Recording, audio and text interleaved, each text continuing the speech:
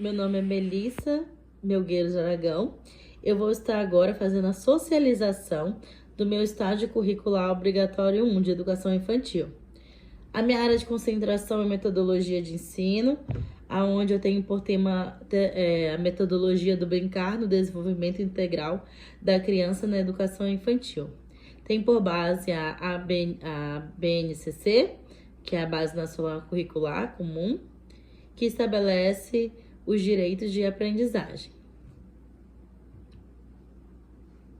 A justificativa do meu trabalho é que no dia a dia das crianças, o brincar ele tornou-se um instrumento para o desenvolvimento infantil, pois possibilita de forma lúdica uma aprendizagem leve e interativa, sendo então atualmente presente na sala de aula como uma importante ferramenta pedagógica a fim de proporcionar uma ampla metodologia de aprendizagem. É brincando que a criança ela constrói, desenvolve, interage, ela consegue formar uma visão sobre o mundo em que ela está rodeada, né? Então é de extrema importância e eficaz que a ludicidade esteja integrada no dia a dia da sala de aula na educação infantil. O objetivo da minha aprendizagem é desenvolver atividades lúdicas que promovam o aprendizado e a socialização na educação infantil e avaliar de forma observatória a eficácia do uso da metodologia do brincar como uma ferramenta lúdica educacional para o desenvolvimento integral das crianças na educação infantil. A minha fundamentação teórica ela está em base em alguns autores, né? E eu vou somente citar alguns, né? Que seria com a brincadeira lúdica, ela gera criatividade e aprendizagem. Por isso, o brincar ele precisa encontrar um maior espaço para ser entendido e trabalhado como uma forma de aprendizado, né? É como um aliado para a educação. Segundo Passerino, 1998, os jogos também proporcionam memória visual, auditiva, orientação temporal e espacial, coordenação motora viso-manual, percepção auditiva, percepção visual, raciocínio lógico matemático e expressão linguística oral e escrita, planejamento e organização. Isso nos mostra, que de certa forma o lúdico, o brincar, o jogar, o jogo lúdico, ele pode ser desenvolvido na sala de aula para o professor de uma forma exploratória, né? Ele pode colocar como um cronograma de uma atividade a fim de estimular a aprendizagem, a aula do dia.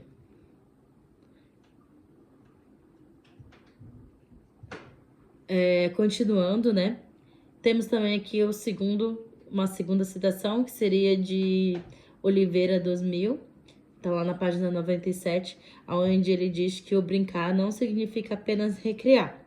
É muito mais caracterizando-se como uma das formas mais complexas que a criança tem de se comunicar-se consigo mesma e com o mundo.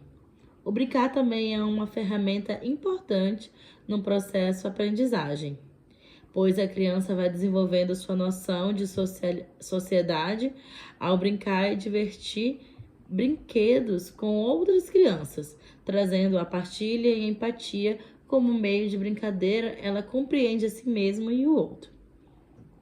Sendo assim, é uma forma de produzir, tendo como objetivo o educador pode, através do seu conhecimento, através da sua experiência, utilizar a metodologia do brincar, dos jogos lúdicos, proporcionando assim uma troca de ideias entre as crianças e o professor, aonde ele vai levar ali uma praticidade para o seu dia a dia, transformando aquele momento lúdico em um momento talvez até único. Na minha metodologia, eu estive nos meses de abril e maio e o iniciozinho de julho. Foi um pouquinho demorado, Porém, foi entre o dia 1º do 4 até o dia 4 do 6, realizando o meu estágio obrigatório. A turma que eu fiquei foi na etapa 2, na Escola Campos Elísio, com crianças de 3 a 4 anos, né? As minhas 20 horas de formação, minhas 20 horas de forma observatória e mais 20 horas de regência. Apliquei os planos de aula de acordo com a BNCC e na primeira aula eu utilizei como objetivo de aprendizagem eu perceber que as pessoas têm características físicas diferentes, respeitando essas diferenças, onde as crianças elas tiveram que colocar ali numa folha em que eu entreguei para elas, que tinha um rosto sem nada, né? Um rosto em branco. Elas tinham que desenhar ali naquele momento e assim colocar cada uma as suas características, né? Antes disso, eu cantei com elas uma musiquinha, né, adaptada pelo Bob Zoom. Essa musiquinha, ela foi uma música de cabeça, ombro, joelho e pé, onde elas conseguiram relembrar suas características, né, na parte em que fala olhos, ouvidos, boca e nariz. E aí, assim, conseguir, né, trazer a memória e olhando também no espelho, elas conseguiam produzir toda essa parte, né, interativa. Na segunda aula, eu tive como objetivo deslocar seu corpo no espaço, orientando-se por noções como em frente, trás, no alto, embaixo, dentro, para fora, ao se envolver com brincadeiras e atividades de diferentes naturezas, na qual as crianças fizeram um percurso utilizando o corpo e a força de vontade para cada etapa. Nessa etapa, as crianças elas fizeram um percurso, né? Onde tinha amarelinha, tinha ali um zigue-zague, tinha corrida direta, tinha pular como um sapo. E isso foi bastante estimulante, bastante integrante para cada uma delas. Mais tarde eu vou decorrer sobre cada uma. No terceiro plano de aula foi para utilizar sons produzidos com materiais e objetos, onde o objetivo era construir um tambor. E na quarta aula era escolher e folhear livros, né? Que seria uma contação de história. Na quinta e última foi classificar objetos e figuras de acordo com as suas semelhanças e diferenças, na onde ela foi realizado uma brincadeira de memórias com letras, que representaria ali, né, uma formação do nome das crianças. E essa avaliação foi de modo observatório, né? Eu averiguei se todos os objetivos foram atingidos. A escola que eu fiquei era uma escola onde funcionam os turnos de manhã e tarde, né? E nesse turno, entre 5h45 às 19 horas. O total de sala eram 11 salas com turmas, né, para cada nível. A modalidade de ensino atendida é a partir dos 4 meses, então tem desde o berçário até o 5º ano na escola, onde vai ter ali entre cada sala mais ou menos um torno de 15 a 20 alunos, né, variando. Tem duas coordenadoras pedagógicas, 2 diretoras, né, do corpo docente. É um prédio que possui 2 unidades, então uma unidade do berçário separada da educação infantil e fundamental 1. Ela possui uma estrutura com aspecto estrutural mais antigo, bem clássico, né? Ela não tem tanta estrutura moderna, porém é uma escola muito acolhedora. Ela é pequena, porém ela é acolhedora, ela é bem organizada, né? E os meus planos de aula, né? Eles foram, eu já até falei um pouco, mas eles foram com o objetivo de trazer essa avaliação do brincar para a educação infantil, né? Então, o plano de aula 1, tendo como campo de experiência o eu, o outro e o nós, né? Que eu já discerni que era para fazer o desenho do rosto com recortes, né? Esse foi o recurso utilizado. A sequência didática, ela trouxe ali naquele momento tanto a parte da musicalização, né? Como a parte do desenvolver das crianças, No meu segundo plano de aula também, como campo de experiência, corpo, gestos e movimentos, eu pude notar que tinha muitas crianças assim, né, que elas tinham um respeito, né, no decorrer de cada momento ali, elas traziam consigo o respeito pelo próximo, né, de esperar na fila para conseguir ir ali realizar todo o percurso, né. No meu primeiro plano de aula, só voltando um pouco, né, eu percebi porque na turma, eu até esqueci de falar, mas na turma tem uma criança com TEA, que é o transtorno do espectro do autismo, né, e em meio a essa vivência, eu pude notar que essa criança era uma criança bem agitada, então cabia também a professora ali trazer, né, todo esse aspecto de aprendizado, de adaptação para essa criança. Então, eu tentei também desenvolver isso no meu plano de aula. Então, o meu plano de aula também foi pensando nessa adaptação para essa criança. Então, não foi nada muito grande para que eles não conseguissem fazer. Porém, no primeiro plano de aula, a criança com TEA não conseguiu desenvolver, não conseguiu fazer o rostinho dela, né? E nem uma outra menininha. Porém, todos os outros alcançaram o objetivo. No meu terceiro plano de aula, eu tenho um campo de experiência que são traços, sons, cores e formas, onde as crianças teriam que construir um tambor. O recurso utilizado foi a lata vazia e EVA. Eu pedi para as crianças trazerem latas, né? Eu peguei também, levei de casa. E pedi EVA, né, que a escola me liberou. E aí eu fiz, né, através das crianças, pedi para elas recortarem, colarem os olhinhos, né? E aí depois que elas tinham feito toda essa parte manual para caracterizar as latas, eu dei um tempo e eu mesmo colei cada uma delas, né, com cola quente, para que assim não chegasse a ferir nenhuma criança. Foi bastante valiosa essa experiência, né? Algumas crianças, elas já ficaram agitadas, querendo bater na lata, mas elas conseguiram aprender a esperar. Porém, no momento em que eu estava ali aplicando, né? Que eu estava ali na vivência, eu simplesmente via que tinha muitas crianças que não estavam respeitando o colega que tinha até, porque ele tinha um pouco de aversão a barulho. E aí eu pedia para cantar um pouquinho mais baixo, né? Para ver se ele conseguia participar.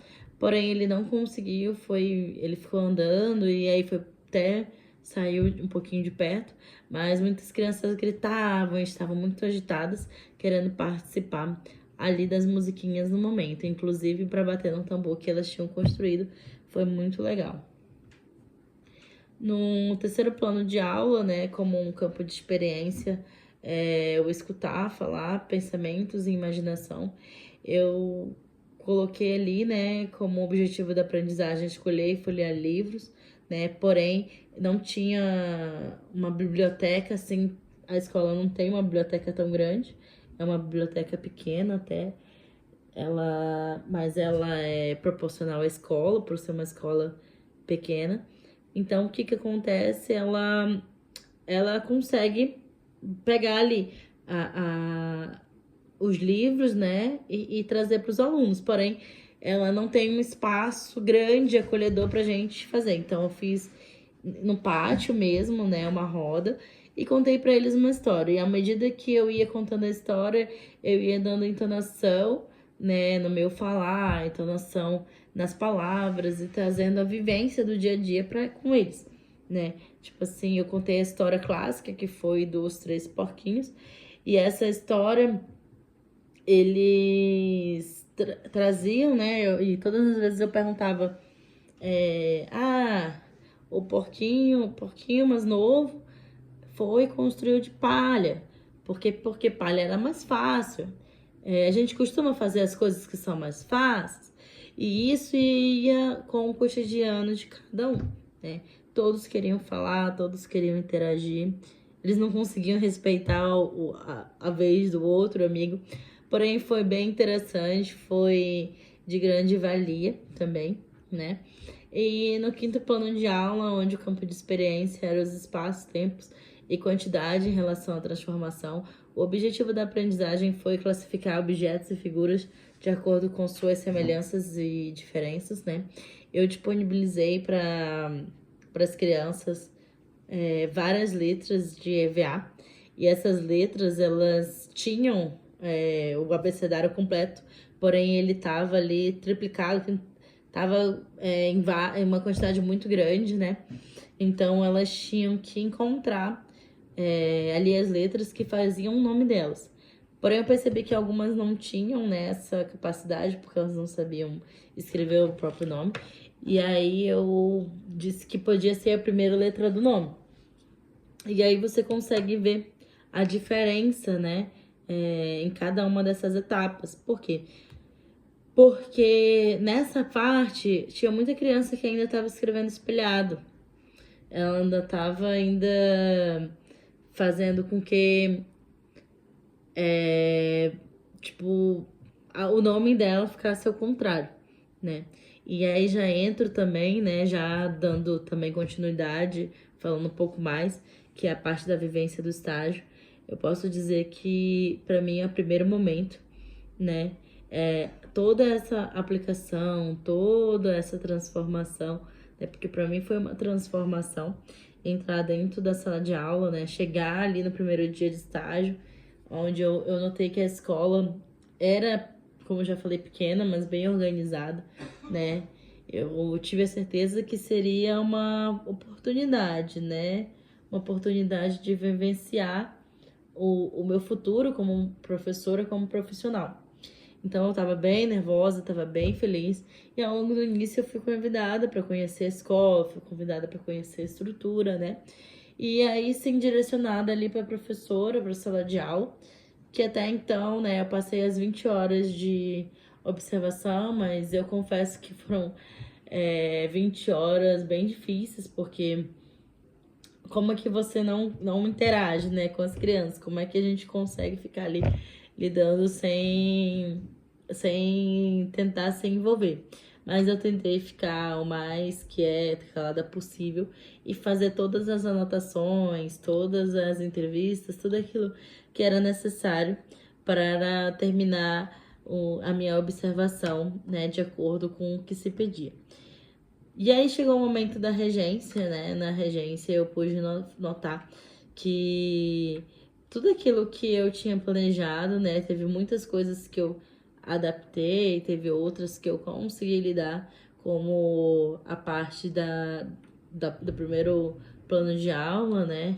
Até então não estava planejado cantar musiquinha, mas na hora me surgiu na cabeça. E eu acredito que foi de total valia, porque pude relembrar eles, né? Todas as partes do corpo, principalmente as que iriam ter que estar no papel. E também lembrei, né, que a professora já tinha cantado essa musiquinha com eles. Então isso seria muito importante, porque eles já iam saber da música, né? E aí eu comecei a aplicar, comecei a ver que as crianças, elas têm um total amor em aprender. E quando você usa o lúdico, quando você usa a brincadeira, quando você usa a parte, né, que você sai do tradicional, você sai do formal, você transmite para aquela criança, né, que ela consegue se divertir aprendendo. E através de uma lógica, né, você consegue compreender todo o significado do ensinar, né, do transformar.